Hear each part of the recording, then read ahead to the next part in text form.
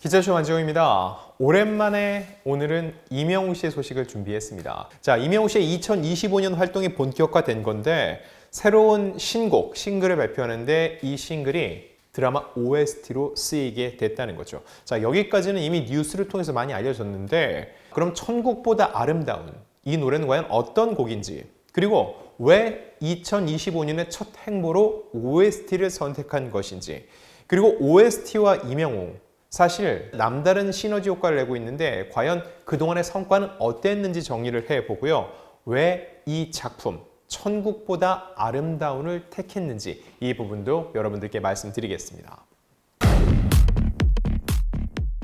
자, 지난 9일 이명웅 씨가 기습 발표를 했습니다. 새 싱글을 발표한다면서 본인의 공식 SNS 채널을 통해서 관련 뮤직비디오 티저를 공개했는데 다름 아니라 JTBC 새 토요일 드라마 천국보다 아름다움의 문구로 시작되는 티저였고요. 그리고 이 이미지에는 배우 손석구, 김혜자 씨가 담겨 있었습니다.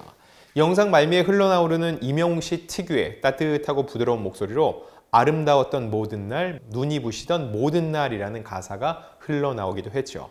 자, 그래서 이 노래 제가 공개된 직후에 한번 들어봤는데 일단 역대 이명웅 씨 노래 중에서 가장 어쿠스틱한 노래가 아닌가 싶어요. 여기서 어쿠스틱이라는 거는 최대한의 전자음을 다 배제하고 굉장히 담백한 음악을 뜻합니다.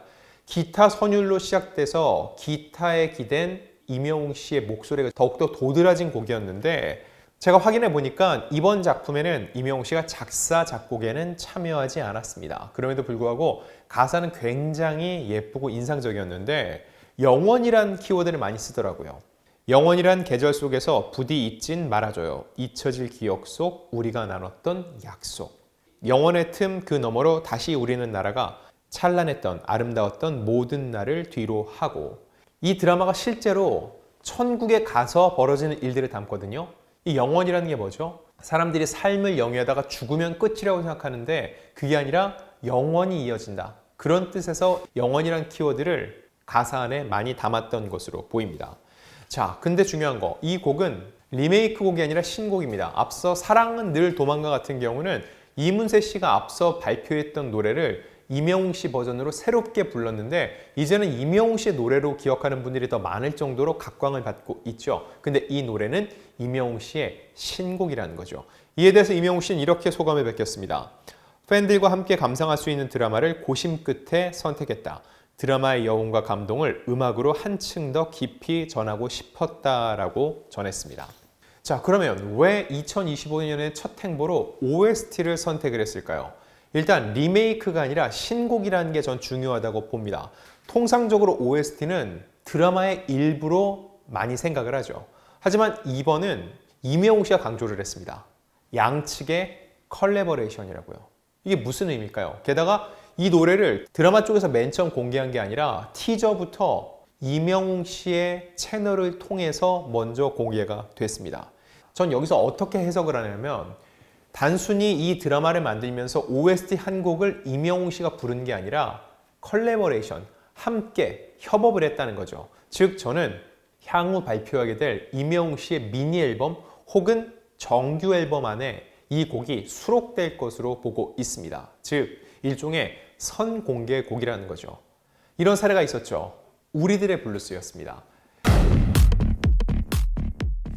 노희경 작가의 그 드라마 우리들의 블루스 동명 OST를 이명웅 씨가 불렀고요. 그 노래는 실제로 이명웅 씨의 첫 번째 정규 앨범 수록곡으로 담기게 됐다는 겁니다. 이렇게 놓고 볼 때 이명웅 씨의 2025년 첫 행보를 단순히 OST라고 볼 수 없고 이명웅 씨는 항상 노래와 공연, 본업에 굉장히 충실한 편이죠. 즉 신곡을 내고 이 신곡이 담긴 앨범을 내고 그 앨범을 바탕으로 해서 새롭게 무대를 꾸며서 공연을 시작하죠. 그 첫 행보로 이 노래를 발표하게 됐다고 보고 있는 겁니다. 자, 그럼 이 OST와 이명웅 씨 어떠한 상관관계, 시너지 효과가 있었을까요? 앞서 말씀드렸던 사랑은 늘 도망가. 이 음원 영상은 거의 1억 뷰에 육박하는 조회수를 기록 중입니다. 2021년 10월 11일 맨 처음 공개가 됐는데 4월 7일 기준 9,400만 뷰를 넘어섰습니다. 자, 이 사랑은 늘 도망가는 지난 2021년 방송됐던 KBS 주말극 신사와가씨의 OST로 삽입이 됐고 큰 인기를 누렸는데 이 노래로 임영웅 씨 역시 대단한 성과를 냈습니다. 2021년 아시아 아티스트 어워즈 베스트 OST상, 서울가요대상 OST상, 서울 드라마 어워즈, 에이판 스타 어워즈에서도 OST상을 받으면서 OST 킹이라는 새로운 수식어를 얻게 됐었죠. 게다가 이 OST가 잘 되니까 드라마 역시 성공했습니다. 배우 지연우, 이세희 씨가 주연을 맡았는데 최고 시청률은 무려 38.2%였습니다. 그 이후에 사실 KBS 주말극이 계속 내리막입니다. 화제성도 많이 떨어지고 시청률도 많이 떨어졌는데 그 직전 이 최고 성적을 바로 임영웅 씨의 OST와 함께 수립했다는 거죠. 자, 다음은 우리들의 블루스입니다. 임영웅 씨가 부른 드라마 OST 우리들의 블루스 뮤직비디오 조회수가 4월 기준 3,640만 뷰를 넘어섰습니다. 지난 2022년 4월 16일 임영웅 씨의 공식 유튜브 채널을 통해서 공개가 됐는데 이 드라마는 TVN 동명 드라마의 OST이자 또 첫 정규 앨범 I'm Hero의 수록곡이기도 했죠. 자, 지난해 10월 진행된 콤카 저작권 음원 스트리밍 분야에서 가장 많은 저작권료를 받은 곡에 주는 송 오브 더 이어에 이 임영웅 씨의 우리들의 블루스가 그 항목을 차지했다는 것, 이미 팬들은 많이 알고 계실 겁니다. 이 드라마의 시청률은 최고 시청률 14.6%였습니다. 아무래도 KBS 주말극은 기본적으로 어느 정도 쌓여있는 시청층이 있지만 이 TVN 드라마는 그렇지 않거든요. 근데 시청률 수치를 떠나서 화제성만큼은 저는 어떤 드라마보다 굉장히 높았다고 봅니다. 특히 그 마지막 장면에서 김혜자 씨가 아들인 이병헌 씨를 위해서 된장찌개를 끓여놓고 정말 잠을 자듯 숨을 거뒀을 때 그 엄마를 부둥켜 안고 우는 이병헌 씨의 모습. 그때 이 OST가 삽입이 되기도 했는데 폭삭 속았수다 이전에 가장 많은 이들에게 감동을 주고 또한 눈물샘을 자극했던 대표적인 드라마였습니다. 자, 다음은 모래알갱이도 있습니다. 모래알갱이는 4월 현재 조회수 3,764만 회를 기록 중인데 지난해 2월 개봉한 남훈이 김영옥 주연의 영화 소풍에 삽입되기도 했었죠. 이 소풍은 평생을 함께하고 노년에 이른 두 친구의 마지막 여정을 그린 영화였는데 이 영화의 말미에 임영웅 씨가 부른 모래알갱이가 삽입돼 관객들의 눈물샘을 자극했습니다. 이 모래알갱이가 흘러나오는 장면은 이 영화의 하이라이트입니다. 그리고 작품이 이야기하는 메시지를 가장 선명하게 드러내는 장면이기도 하죠. 임영웅 씨가 이 노래를 먼저 발표를 했어요. 근데 제작진으로부터 노래 사용 제안을 받은 후에 평소 존경해왔던 남훈이 김영옥 씨가 출연한다는 소식에 두말 없이 주저없이 곧바로 오케이 했다는 후문입니다. 이런 임영웅 씨의 참여에 힘입어서 소풍은 극장에서 36만 관객을 모았는데 중요한 거 손익분기점을 넘어섰습니다. 그만큼 임영웅 씨의 힘입어서 영화도 큰 흥행을 일구게 됐던 거였죠.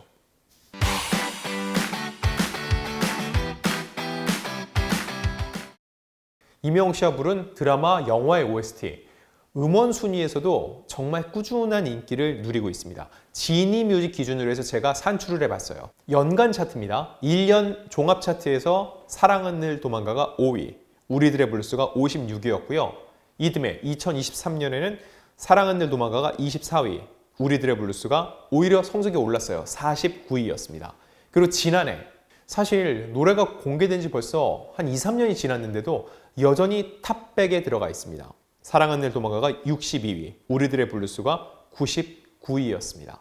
자, 그럼 여기서 또 하나 궁금해지는 건 사실 이쯤 되면은 웬만한 드라마 제작자들이 OST를 임영웅 씨에게 맡기고 싶어 할 거예요. 왜냐면 임영웅 씨가 OST를 불렀다는 것 그 자체만으로도 엄청난 홍보 효과를 누릴 수 있고 드라마 속에 삽입되는 그 노래를 듣기 위해서 드라마를 실제로 보는 유입량도 상당하니까 시청률을 올릴 수가 있다는 거죠.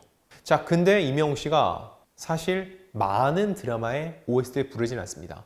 사랑은 늘 도망가, 우리들의 블루스 두 작품 정도였어요. 소풍 같은 경우는 이미 발표한 노래를 OST로 삽입시킨 거니까 좀 다른 사례였죠. 그리고 몇 년 만에 천국보다 아름다운인데 왜 이 드라마였을지가 궁금합니다. 이 작품은 일단 배우 김혜자, 손석구 씨가 주연을 맡고 주인공 해숙이 80세에 죽어 도착한 천국에서 젊은 모습을 하고 있는 남편 낙준과 재회의 못다 이룬 사랑을 이어가는 이야기를 담았습니다. 김혜자 씨가 80세에 죽은 후 천국을 가는 해숙역을 맡았고요. 손석구가 젊은 시절 죽어서 먼저 천국에 간 이 낙준 역을 맡았습니다. 또 하나 중요한 거, 바로 김혜자 씨입니다. 우리들의 블루스에도 김혜자 씨가 출연을 했는데 이번 천국보다 아름다운에도 김혜자 씨가 출연을 하죠. 평소 임영웅 씨가 김혜자 씨의 연기, 김혜자 씨의 작품을 굉장히 인상 깊게 봤었다고 하고요. 그렇기에 그분이 주연을 맡은 그 작품에 더욱더 흔쾌히 참여하게 됐다는 후문입니다. 게다가 이 작품 굉장한 기대작이에요. 폭삭 소가수다의 버금가는 굉장한 감동의 드라마가 될 것이라는 예상이 나오고 있는데 혹시 여러분 몇 해 전에 방송됐던 눈이 부시게라는 작품 기억하시나요? 이때도 JTBC에서 방송이 됐는데 노인 치매를 다룬 작품이었습니다. 그때도 주인공이 김혜자 씨였어요. 김혜자 씨가 그 작품으로 백상에서 대상을 받았습니다. 그만큼 출중한 연기력을 보여줬는데 그 당시 눈이 부시게를 썼던 그 이남규 작가의 차기작이기도 합니다. 그러니 어느 정도 작품의 완성도 또한 연기력이 보장된 작품이라는 거죠. 이렇듯 믿고 볼만한 작품이었기 때문에 여기에 임영웅 씨가 참여하게 된 것으로 보입니다. 자, 이 드라마 시작되면은 과연 임영웅 씨의 노래가 어떻게 활용이 될지 궁금해서 저도 이 드라마를 꼼꼼히 챙겨볼 계획이고요. 더 나아가 과연 이 노래가 임영웅 씨의 향후 앨범에서 어떻게 수록이 되고 활용이 될지, 그리고 임영웅 씨의 2025년 행보가 시작됐기 때문에 과연 향후 어떠한 청사진을 그려나갈지 저희가 이런 부분도 취재해 가면서 여러분들께 소식 전해드리겠습니다.